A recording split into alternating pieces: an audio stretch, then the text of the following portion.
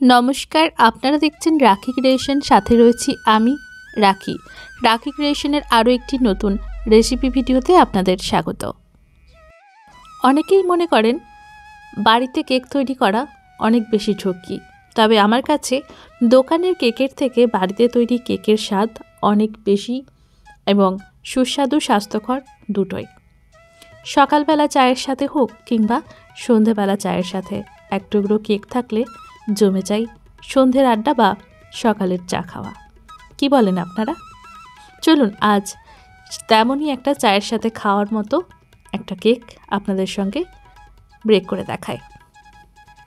প্রথমেই 2 কাপ চিনি, 1 কাপের থেকে একটু কম তেল আমি একটা মিক্সিং জারের মধ্যে নিয়ে নিয়েছি। এবার 2 কাপ দুধ ভালোভাবে মাপ করে নিয়ে নিয়েছি, আর সাথে দেব 4টে ডিম। প্রথমে 2টো ডিম দিয়ে দিলাম, তারপর দিলাম আরও 2টো ডিম, দুটো মিলিয়ে 2 কাপ। এবার দিয়ে দিলাম একটু ফুড কালার, আর সাথে দিলাম ভ্যানিলা এসেন্স, যাতে ডিমের গন্ধটা না ছাড়ে। এবার ভালো করে মিক্সিতে ঘুরিয়ে নিলাম। মিশ্রণটা রেডি। এবার ময়দা এখানে মেপে নেব। ঠিক 3 কাপ মতো ময়দা লাগবে। এর থেকে আরেকটু বেশিও লাগতে পারে, যেহেতু 2 কাপ দুধ, 2টো ডিম, তেল সমস্ত কিছু রয়েছে, আর একটু বেশিও লাগতে পারে। তবে সেক্ষেত্রে মিষ্টির পরিমাণটা কিন্তু কমা বাড়া করে নিতে হবে। আমি এখানে ময়দা নিলাম এবং সাথে একটুখানি লবণও ঝেড়ে নিচ্ছি ঝাড়নিটা দিয়ে। এবার ভালোভাবে মিশিয়ে এবার যে মিশ্রণটা রেডি করে রেখেছিলাম সমস্ত কিছুর, সেটা দিয়েই এই ময়দাটাকে ভালোভাবে মাখিয়ে নিচ্ছি।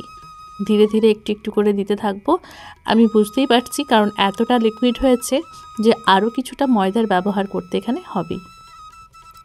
খুব ভালোভাবে মেশাতে হবে। সাধারণত আমরা 2 কাপ ময়দার জন্য 1 কাপ দুধ, হাফ কাপের থেকে একটু কম তেল, 2টো ডিম দিয়েই কেক তৈরি করে থাকি। তবে এই কেকটা যেহেতু চায়ের সঙ্গে পরিবেশন করব, তাই একটু স্পেশাল তো হবেই, আর সেই কারণেই সমস্ত কিছু একটু বেশি বেশি করে দেওয়া।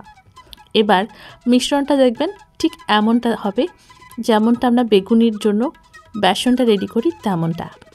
এখানে আমি প্রচুর পরিমাণে ড্রাই ফ্রুট অ্যাড করে দিলাম, টুটি ফুটি, মোরব্বা, বাদাম, সমস্ত কিছু। এবার ভালোভাবে মেশানোর পালা।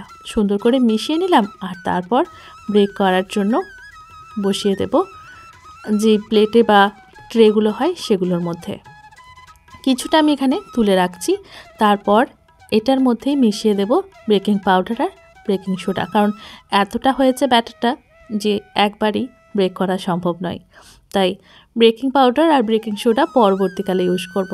আমরা সকলেই জানি বেকিং পাউডার বা বেকিং সোডা মেশানোর পর খুব বেশিক্ষণ অপেক্ষা করতে নেই, বসিয়ে দিতে হয় খুব তাড়াতাড়ি।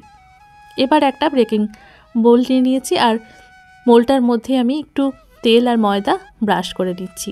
এটা কিন্তু সুন্দরভাবে কেকটা বেরিয়ে আসতে সাহায্য করবে। এবার যে মিশ্রণটা ছিল সেটাকেই দিয়ে দিলাম। যেই মিশ্রণটা আমি তুলে রেখেছিলাম সেটা রইল, বাকিগুলো কিন্তু দিয়ে দিলাম এখানে। পরবর্তী ব্যাচে আমি সেটাকে ব্রেক করে নেব।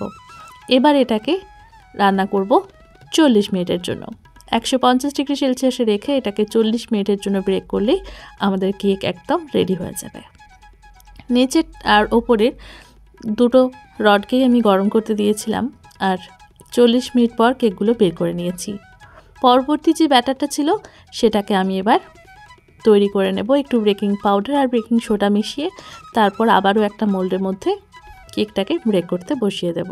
ব্যাস, তাহলেই এভাবেই তৈরি হয়ে যাবে। আর এই কেকগুলো এই শীতকালের যখন আমরা তৈরি করে রাখবো একটু বেশি করে, তখন কিন্তু অনায়াসেই এটা 7 দিন নর্মালি থেকে যায়। কোনো রকম ফ্রিজে ঢোকানোর প্রয়োজন পড়ে না। 7 দিন থেকেও বেশি যদি আপনি রাখতে চান, তাহলে সেক্ষেত্রে আর একটু বেশি করেও তৈরি করতে পারেন। তবে কেকটা 7 দিন পর্যন্ত বেঁচে থাকবে কি না সেটা বলতে পারছি না, কিন্তু 7 দিন কেন, 2 দিন যদি কেকটা যায় তাহলেই জানবেন অনেক গেছে। এত পরিমাণে এটার মধ্যে টুটি ফুটি, ফ্রুট, বাকি সমস্ত কিছু ব্যবহার হয়েছে যে পুরো ভর্তি ফ্রুটে। আর দেখতে যেমন সুন্দর হয়েছে, খেতেও কিন্তু অসাধারণ হয়েছে। যে যে খেয়েছে সেই নাম করেছে এই কেকের। কি আমার দর্শকদের মধ্যে এই কেকের ভাগিদার কেউ ছিল কি? কমেন্ট করে জানান কে কে এই কেকের ভাগ পেয়েছেন। কেমন লাগলো আমাদের এই আজকের কেকের রেসিপিটা কমেন্ট করে জানাতে কিন্তু একদম ভুলবেন না। আর হ্যাঁ, চ্যানেলটিকে সাবস্ক্রাইব করে লাইক কমেন্ট শেয়ার করতেও ভুলবেন না। ভিডিওটি শেষ পর্যন্ত দেখার জন্য অনেক অনেক ধন্যবাদ।